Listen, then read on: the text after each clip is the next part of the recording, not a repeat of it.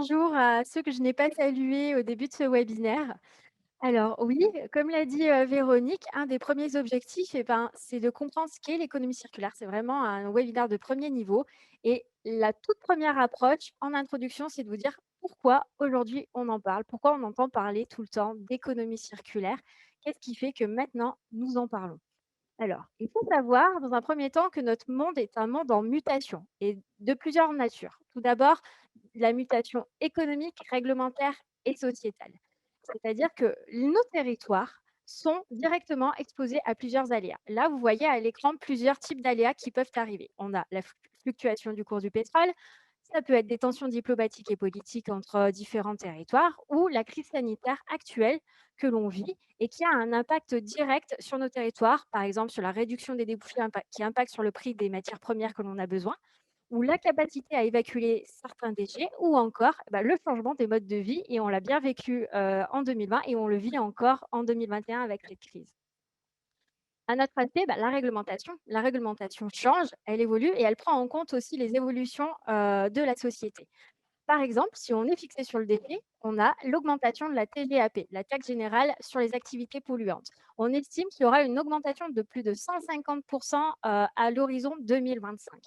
On a aussi l'interdiction d'enfouir les matières valorisables. C'est un changement organisationnel où il faut revoir vraiment le fonctionnement et la gestion des missions des salariés, des agents. Et puis enfin, il y a cet objectif de diviser par 2 les déchets que l'on enfouit d'ici 2025. 2025, c'est demain, c'est un grand objectif, mais néanmoins, il faut se poser la question, qu'est-ce qu'on va faire des déchets industriels en surplus? Comment gérer ces déchets sur mon territoire et avec qui? Toutes ces questions font qu'on a un monde en mutation et une mutation économique, réglementaire et sociétale.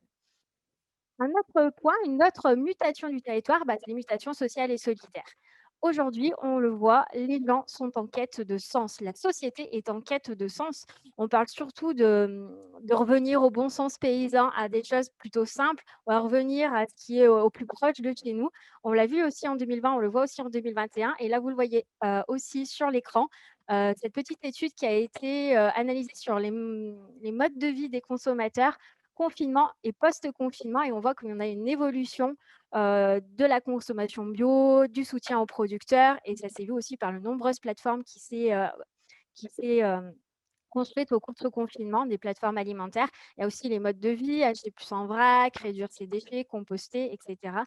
Tous ces changements font qu'on a une conscience et qu'on a envie de muter et d'aller vers un autre monde. Mais il faut savoir que nos modes de vie ont eu aussi un impact, et ça a été un impact notamment sur le dernier siècle, et un impact fortement environnemental. Et on le voit, on vit en ce moment une crise climatique mondiale. Alors oui, mondiale, on est source de catastrophes naturelles de plus en plus fréquentes. Les incendies de l'année dernière en Australie en est l'objet. On parle de septième extinction de masse. On voit des problèmes de sécurité alimentaire, de diminution de l'accès à l'eau.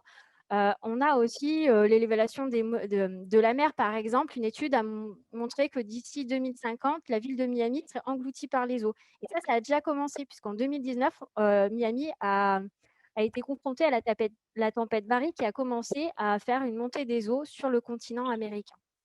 Et cette crise mondiale, elle n'est pas visible qu'au niveau mondial, elle est aussi visible sur nos territoires, dans nos régions. Là, vous voyez plusieurs phénomènes à l'écran.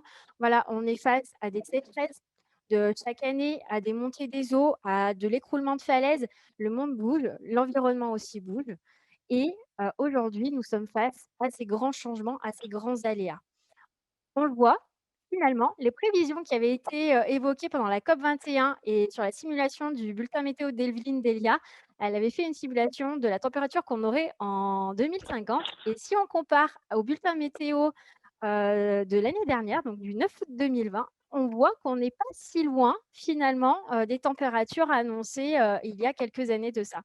Donc, c'est vraiment réel. On est dans cette mutation qui est tout, et cette évolution et ce changement environnemental qui est toujours de plus en plus présent. Donc, pourquoi parle-t-on aujourd'hui d'économie circulaire? On l'a dit, nous avons un monde en mutation, nos territoires sont face à des aléas et les territoires et les acteurs présents sur ces territoires sont directement exposés à ces aléas. Parce qu'on a un constat, les ressources naturelles ne sont pas illimitées. Les inégalités sociales sont croissantes et on a un modèle économique actuel qui s'essouffle. Et il faut bien se dire qu'en gérant mieux les ressources, et par ressources, on entend tout type de ressources, hein, des ressources humaines, l'équipement, l'énergie, l'eau, la terre, les matières premières, les déchets, et cetera. Et en réduisant aussi ces déchets-là, le territoire réduit aussi tous les risques qui y sont associés.